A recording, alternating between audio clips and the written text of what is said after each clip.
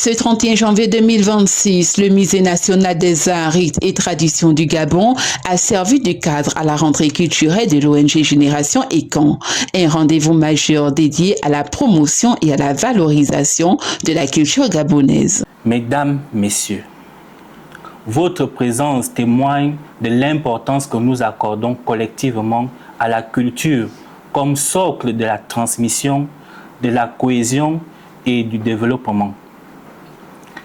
Pour Génération Ekan, cette rentrée marque un temps fort de bilan, de réflexion et de projection au service de la valorisation du patrimoine Ekan et du patrimoine culturel gabonais dans toute sa diversité.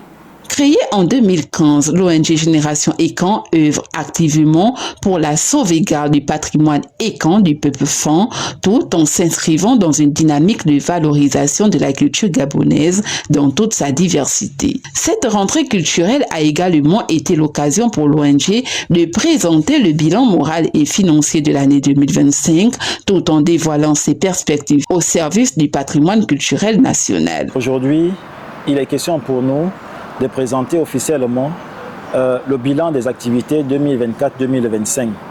Ce bilan peut se résumer ainsi.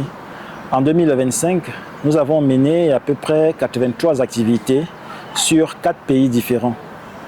Et aujourd'hui, il était question pour nous de présenter en détail les différents pans de ce bilan.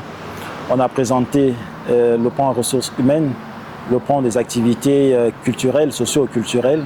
On a présenté le pan financier et on a également posé sur la table, n'est-ce pas, l'agenda 2026. Parmi les réalisations majeures, l'ONG Génération Ekan a contribué à la reconnaissance du VET au patrimoine immatériel de l'UNESCO en 2025. Elle œuvre également à la transmission du Songo, un jeu de société traditionnel, porteur de valeurs, de cohésion sociale et de vivre ensemble. À travers cette rentrée culturelle, l'ONG Génération Ekan réaffirme son engagement, transmettre, préserver et valoriser l'héritage culturel gabonais pour les générations présentes et futures.